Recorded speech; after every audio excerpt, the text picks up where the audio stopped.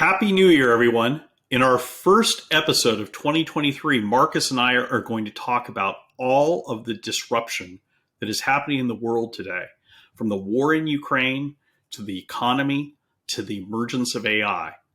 And we're going to give you some top tips on how to navigate this uncertainty, get comfortable with this complexity, and thrive in this VUCA world that we all live in. Welcome to The Thinking Leader, brought to you by Red Team Thinking. Bad leaders react, good leaders plan, and great leaders think.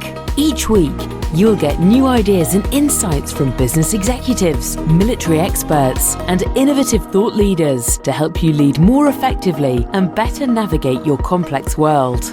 Now, here are your hosts, best-selling business author and top-rated leadership speaker, Bryce Hoffman, and former RAF Wing Commander and business agility coach, Marcus Dimbleby.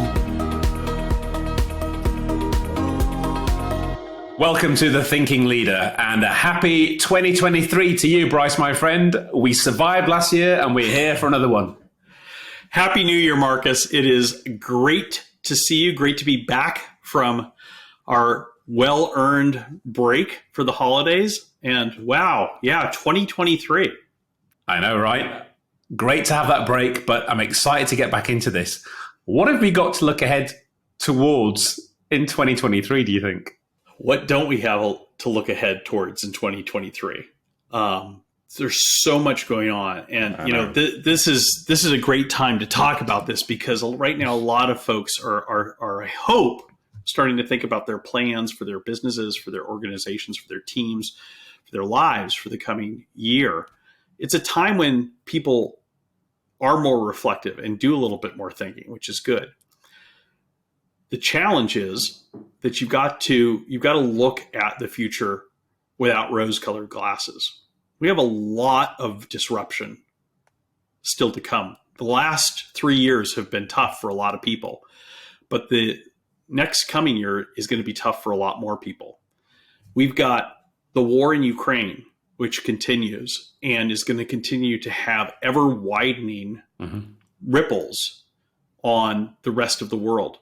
We've got the economy, which is impacted by that, but is also being impacted by other things as well, which is becoming increasingly stressed in a lot of countries.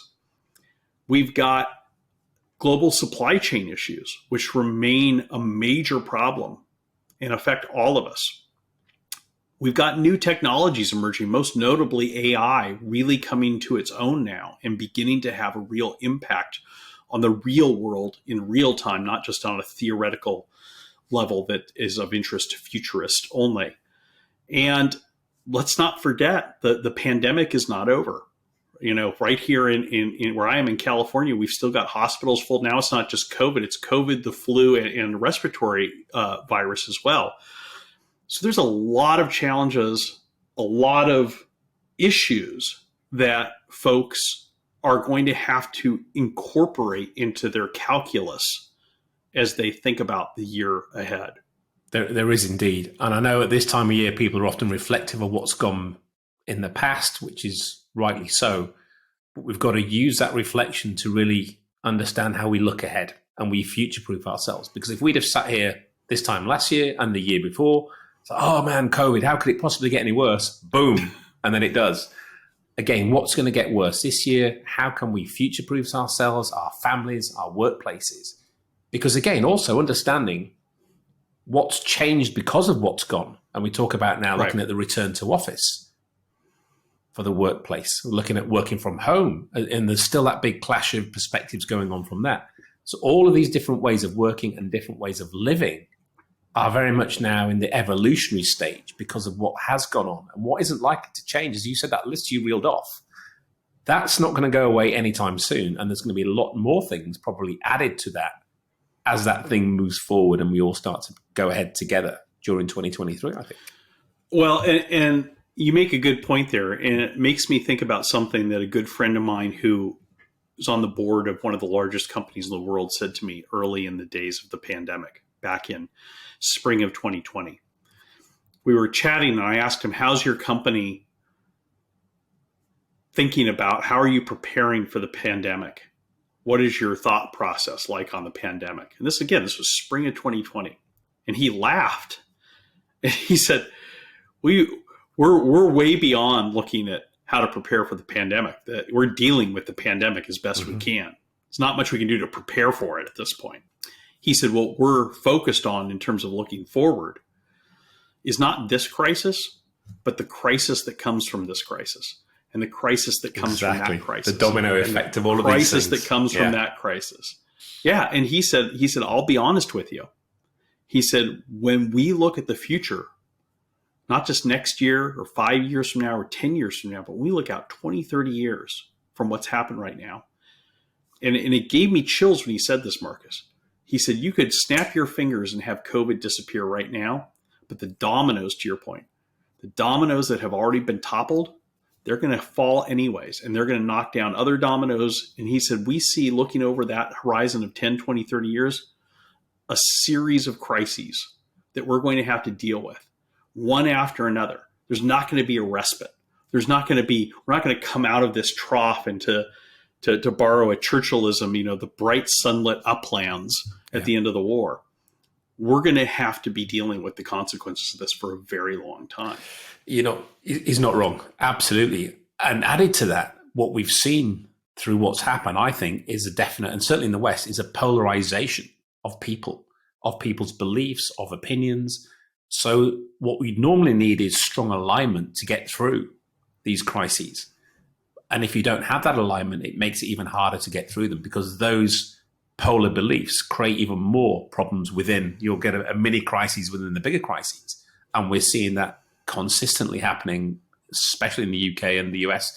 We seem to be leading on the news front of, quite embarrassing behaviors on that. But within all of this, one of the things that I sort of help and talk to clients about is, yes, there are many threats out there, but don't let those threats get you heads down, worried about just those threats. Right. Because just surviving those threats doesn't mean you will survive and thrive. What you have to do, and we've seen this in the past with some great leaders, is seek out the opportunities. Absolutely. Because while everybody's heads down, if your head's up looking, you're going to see those opportunities as they arise, as they manifest. And if you grab them and seize them and make the most of them, that's what's going to, counter the potential threats you're facing, but also is going to surge you, your company, your business, whatever it is you're doing, ahead of the crowd, because most people aren't doing that. You're so right, Marcus. And I think back to something that my mentor, Alan Mullally, said all the time, which is never miss the opportunity of a crisis. And if you look at what he did when he was CEO of Ford during the global financial crisis, every automaker in the world slammed on the brakes, cut R&D, cut development of new products. And the same day that he made the heroic decision to withdraw a request for a government bailout, his CFO, as we've talked about on the show before, came and said, that's great. I understand why you want to do this, but this means we got to stop developing all these new cars and trucks that you want to build and all that stuff, because we got to conserve cash. And his point was like, no, we don't. We need to keep our foot on the gas, because this is an opportunity. Everyone around us is slamming on the brakes, and we've been behind for decades. This is how we get back into the forefront. I mean, this is car racing 101 here. How do you get ahead? You brake late into the corner. Yeah. And that's a risky move. That takes a certain amount of intestinal fortitude. But that's what leaders need to be doing right now. Is you said it. To your point. I want to jump on a phrase you said. You said that's a risky move. You're damn right it is, and that's what's needed. I'm frustrated by this. I'm seeing more risk aversion. Right. And what we need, everyone talks risk management. I'm not seeing any risk management. I'm seeing risk aversion. Right. And what people are missing is, in times of crisis, if you don't accept risk, recognize it, and then manage it in a way you need to do, if you go risk averse by thinking you're avoiding the problem or thinking you're slowing down to be safe, you're not. Something's going to hit you even harder, or you're going to be left so far behind the drag curve, as proven in Mullally's case with Ford, that you're out of the game. So again, a piece of advice, look for those opportunities, but manage your risks. Don't avoid them or be averse to them. Use the tools, use the techniques, use your people to think critically about these things that are out there and how we can maximize them rather than just go heads down and into the ostrich effect mode, basically. It's such an important point, Marcus, because one of the things that I always have to guard against when we're explaining red team thinking to people is because a lot of the tools and techniques that we teach decision makers, that we teach leaders, are designed to help them identify risks and figure out what could go wrong with their plans and strategies. Sometimes people make the mistake of thinking that what we're saying is you shouldn't do risky things. That if you identify, here's how your plan could fail, well, that means we shouldn't do this plan then. No, not at all. Absolutely not.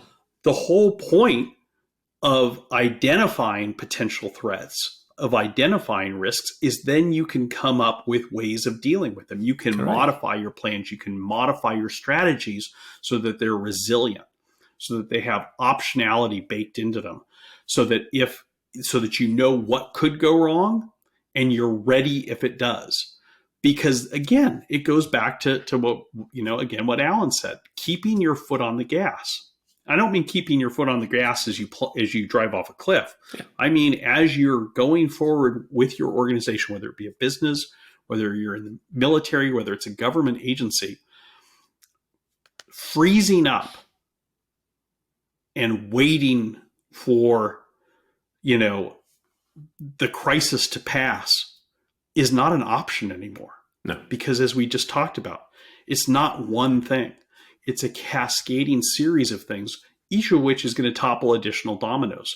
So the companies that are going to be successful, the organizations that are going to be successful, and the individuals who are going to be successful in this brave new world are the ones that are comfortable with ambiguity, that are unafraid to take informed risks, which is what we're trying to help people do, and who understand that their world is only going to get more complex, more uncertain, more ambiguous, and more volatile. And they're okay with that because they're equipping themselves with the tools and the techniques they need to not just survive, but thrive in that world. Absolutely. And if you're out there, if you're a leader, if you're a manager, if you're an executive, and you're feeling a bit apprehensive about where you are, that's okay. That's perfectly normal.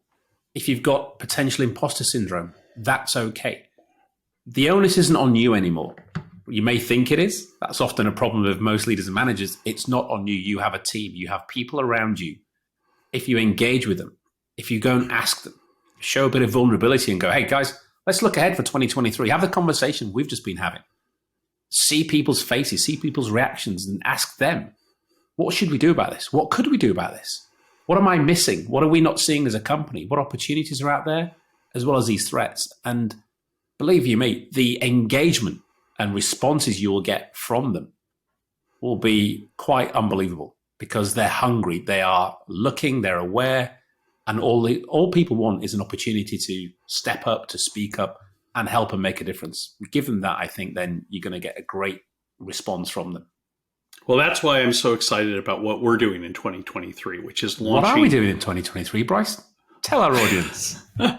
We are launching Red Team Coaching as part of an alliance with coaching.com that is going to open up these tools and techniques, Red Team Thinking, to so many more people, and equip people who are coaches, who work with executives, who work with managers, who work with leaders at every level of their organization, equipping coaches with the knowledge, the understanding, the tools and techniques of Red Team Thinking so they can use that to help their clients navigate this complexity and make better decisions in this complex world. So I feel like we're building the Red Team Thinking army here and deploying this amazing cadre in 2023 to help individuals and organizations deal with this challenge that we've just been talking about. Yeah, absolutely. Santa wears red and white for a reason. This is the capability that people are going to need for 2023.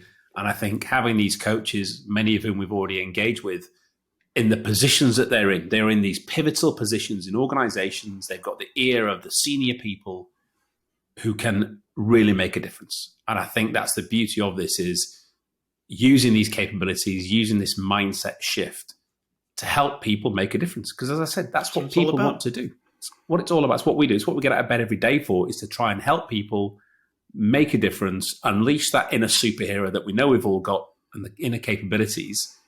But if that's been stymied or suppressed, then everybody loses out. And the whole purpose of it is to get as much people out there thinking differently. As you said, I love that line. We need to reclaim the role of thinker, because when we think in the right way, critically and observantly, then what we see and what's revealed, it's amazing. We've said this from the first day of the pandemic. The only way out of the crisis that we're in is you're going to have to think your way through it. Yeah. And that's what that's the help that we're trying to get people, is the help gaining that cognitive capability, gaining those applied critical thinking skills, gaining the groupthink mitigation techniques, and gaining, most importantly of all, as you've mentioned, the confidence to look at the world as it is with an unflinching gaze and move forward with the confidence that you've got the tools to navigate it. Yeah, don't sugarcoat. It's great stuff. Let's take a quick break. When we come back, let's talk a little bit more about some of the specific challenges that 2023 is going to bring. And hopefully, forewarned is forearmed. Indeed. Hey, folks, Bryce here. If you're listening to this and you're liking what you're hearing and you're wondering, am I a red team thinker? We have an easy way for you to find out. Just go to the show notes, click on the link there to our free assessment to find out if you are a red team thinker and what you can do to think more effectively, to lead more effectively, and to make better decisions faster in your complex world. Like I said, the link is in the show notes, or you can simply go to our website, redteamthinking.com. Check it out. I can't wait to see how you score. Welcome back. Bryce, what do you want to start with for part two? Well, let's start with the war. Yeah. I think the war in Ukraine, as it enters its second year, unfortunately, is going to be a major unknown that a lot of organizations are going to have to get their head around and learn to deal with the uncertainty that it creates. Because as I said, the ripple effects of this conflict continue to spread wider and wider around the world. As we've all seen, and for those of you living in Europe know all too well, Putin has learned how to weaponize winter in a way that no one has before. The Russians have always had a propensity to weaponize winter. It worked with Napoleon, it worked with the Nazis, and now they're trying to bring it to bear, not on just the military conflict at all, but even more so on civilians, not just in Ukraine, but civilians in Germany and Poland and the UK, all over Europe, to try to break the will of the West to resist this invasion. And that's something that we have never seen before at this level. The closest thing that I can think of to this is the Arab oil embargo in the early 1970s. You know, when the OPEC nations decided to cut off oil to the United States to punish us for our support of Israel. And I still remember what that was like. I remember, sitting in the car with my parents waiting for 2 hours to fill up our gas tank every week, and stuff like that. But that has tremendous potential to disrupt a lot of other things besides people's ability to heat their homes and fuel their automobiles. That's going to make the global supply chain problems worse. It's going to continue to be a drag on the bottom lines of a lot of businesses, making the economic situation worse. And the inflation and the higher heating costs that we're seeing in a lot of the world is going to be a powerful headwind for economic growth and for business growth all over the world. I know. So what would we advise businesses to do in that situation? They've had a year's awareness of this. It's not going away. So what do you think some of these businesses out there across many sectors could just do as some basic things to kick off 2023 with?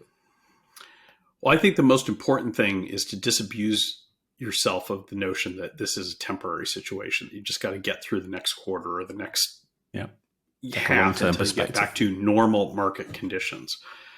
I think that we are entering a period, we've got high interest rates, high energy costs, and a lot of other disruptions that are going to make things very challenging for a lot of people in not just in the poor or the working class, but in the middle class and even upper middle class too.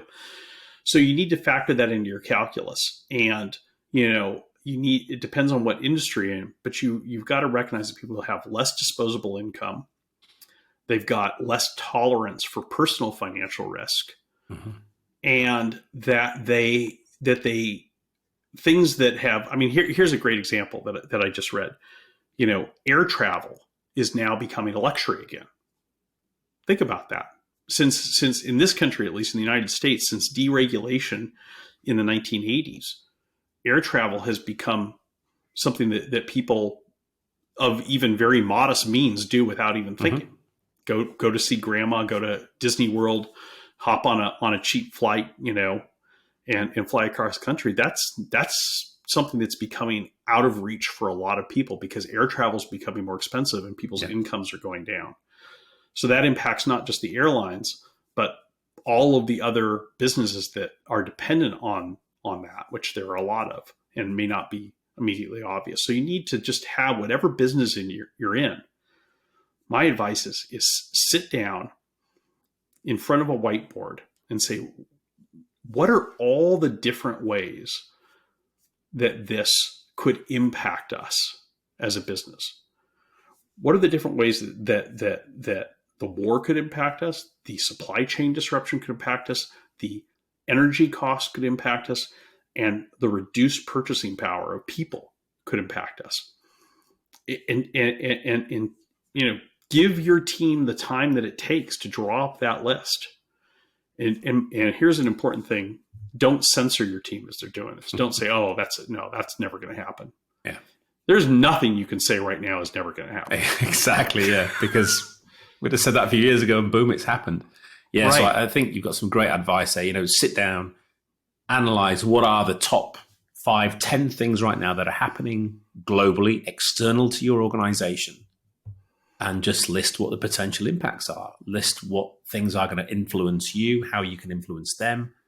And even if you can't do anything about it, just raising that awareness, just letting your people, letting the organization see that you're looking ahead, seeing that you're planning. Forewarned is forearmed.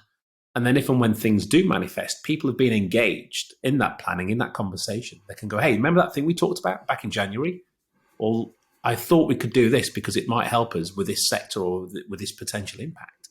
And it's never a wasted discussion. That sort of engagement with your teams, with your people, as you said, get some whiteboards, get some Post-its, good old engagement with a group of people, big room thinking rather than big room planning. And what comes out of that, as you said, don't dismiss the crazy stuff because that's often what's going to come and hit you from the side down range that you weren't aware of. And I think it's such a powerful thing to do, and especially in the times we're in, because people like to be reassured. Right. And there's nothing more, as we talked about earlier, having the confidence. If you feel reassured and that you're all aligned and all thinking of what's coming and aware of what's coming, then that fact alone gives you a step off of confidence that wouldn't be there. And if you've got an organization where everybody's unaware, aren't talking, have all got their own thoughts, we know those can take people to very dark places. And the minute people start to feel like that, you've then got a psychological issue amongst your workforce as well as an output issue. Absolutely. Absolutely. Great advice. The other thing that I think people need to be thinking about is COVID.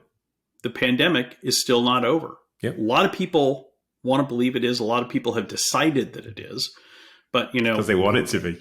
As we're recording this here in California, hospitals are as full in Los Angeles as they were at the beginning of the pandemic. And obviously it's not just the pandemic now. You've got these other issues. But the point that I want to make is that when I say the pandemic isn't over yet, I don't just mean the active spread of COVID. I mean the lingering effect that's been created by the millions of people who now have long COVID. And we're finally starting to see some awareness, at least in the US and the UK, of the staggering impact that that's going to have on the workforce and on the economy. millions of people now, it's believed in both the US and the UK have long COVID. Still, they're dealing with it. And that is creating a huge unanticipated cost for healthcare. That's impacting insurance companies in the US. It's impacting the NHS in the UK. It's also taking people out of the workforce, talented people who were the backbones of organizations that they worked for in some cases, potentially permanently out of the workforce. That's then reducing the earning power of those households, which is having a follow-on effect on the economic situation. Yeah. And I think we're only just beginning to get our heads around the impact that long COVID is going to have on our societies. Absolutely. Because again, it's one of those ostrich effects, wasn't it? People said, no, it's not. You'll all be fine. Another week, another month, another 3 months. And then here we are again, we're approaching 3 years since we were together in March 2020, 3 years nearly. And people are still in bed. People are still suffering with this. And as you said, it's not gone away either. So what's the impact of those who are still getting, the pandemic virus? And, a lot of, because our brains feel more comfortable when we have analogies, when we have patterns that make sense to us, we understandably try to look, those of us who at least try to think our way through this tend to look at past examples. And a lot of us have looked at the Spanish flu pandemic back at the beginning of the 20th century as an analog for this. And in a lot of ways, it has matched that to some degree in terms of how the second year was worse than the first year, which happened during the Spanish flu. And a lot of people predicted based on that. But here's where that model starts to really break down. There was not long Spanish flu, at least as far as I've heard of. Yeah. And because people were more willing to do what policymakers asked of them to do, and policymakers were less equivocal than they've been in most countries. The pandemic pretty much ended after the third year, and a lot of people died, but those people who survived more or less went on with their lives and put it behind them. That's not happening here. The pandemic's continuing to spread, the virus is continuing to mutate, but also you've got legions of people who are still dealing with this. And that's something that we've not experienced before. No, I know. Hugely impactful. So that's the war, supply chains. That's the war, that's COVID. Money, COVID. What's AI? Oh, I was going to say, outside of this, AI. This has been a big talking point, hasn't it? Back in the last year. I wrote a piece for Forbes at the end of November, beginning December about Chat GPT when it launched. Yeah, OpenAI. The week it launched, I wrote a piece on that. And I talked about how many different jobs, businesses, industries is just that going to disrupt already. Yeah. And, with the launch of Chat GPT at the end of November of last year, AI in many ways went from being something that was theoretical and on the horizon to something that was existential and had to be dealt with. So you've already got teachers all over the world struggling to figure out whether their students' homework was produced by them or by a chatbot. Yeah. You've already got people who are producing magazines, e-zines, content that is being entirely generated by AI. You've already got people who are using it for marketing. You've already got people who are using it to write code. And if you're a coder, if you're a marketer, if you're a copywriter, if you're a teacher, it's already happened. This is not something that you're going to have to deal with. It's something that you're dealing with, whether you're aware of it or not. Yeah. And that has huge implications. I as I mentioned in that piece, a very senior, very experienced marketing expert estimated that OpenAI's chatbot could do the job of a entry-level marketer, not an intern, entry-level marketer with 1 to 2 years of experience getting paid $50,000 a year. There's a lot of people that describes. Absolutely. And if those people haven't already lost their jobs because of this. They likely will in the coming period unless they figure out how to adapt to it. But that creates its own challenges because as my wife proofreads my articles, and she was an English major, so she's good at finding my mistakes. And when she read that article before I submitted it, her reaction was, well, how are you ever going to get experienced marketers if all those entry-level positions are eliminated by AI? That's what we were saying earlier. There's always a domino effect of these things. And if you don't consider the first, second, third, fourth order effects of what you think is great first order, then you may get caught out fourth topple down range totally unawares because of these things that people aren't considering. And that's where people really have to start looking beyond what initially happens with these great, again, don't get seduced by the technology. Exactly, because there will be a lot of people who say, that's great. I'm just going to fire all of my entry-level copywriters. I've already seen it on LinkedIn.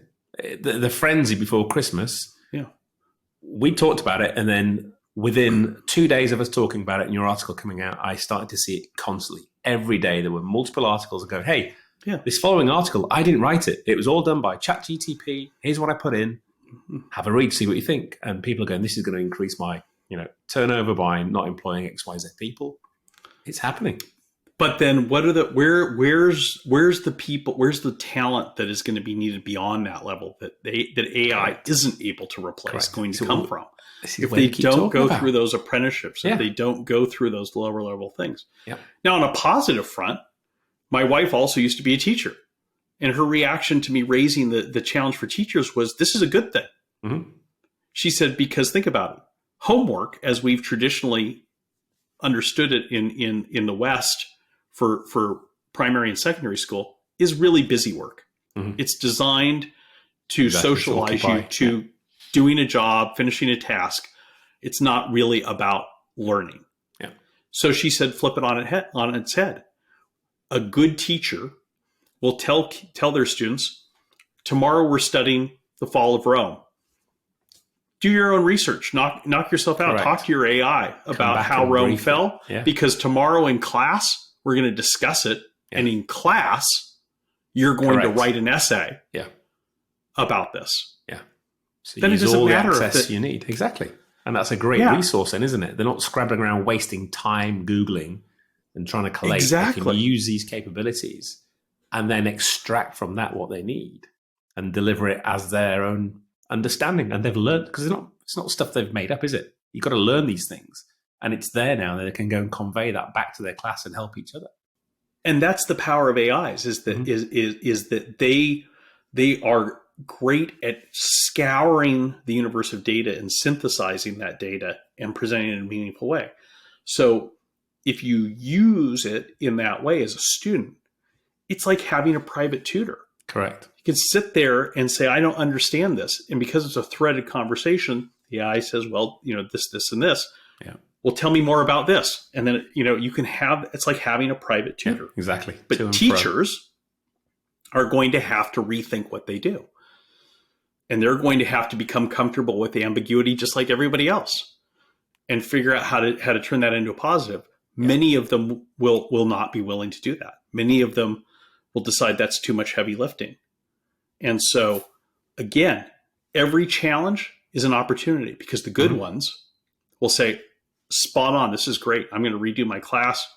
Yeah. I'm going to tell kids, go to the AI and have a chat with it. Yeah. Make sure you double check their stuff in case it's wrong. But in class, we're going to think and we're going to learn using what you've picked up from that.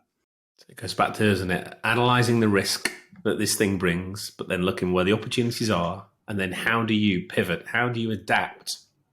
That's the key here. We're going through these fraught times, and we've seen it the last 3 years, and 2023 is going to be different. In these types of environments, world crises, we have to be adaptive. And if you're not open to adapting, if you're going to hunker down and keep staying, I'll stay this way, it's always the way I've done it, it's worked before, it's not going to. So you've got to be open to this adaptation. You've got to be open to seeing things differently, thinking differently, and as well as considering the risks, you've got to look for these opportunities because they're the things that are going to elevate you and others around you and your pupils, if you're a teacher, to do great things, which is what it's all about. Excellent advice. And on that bombshell, happy 2023, people. Good luck. Keep asking the tough questions.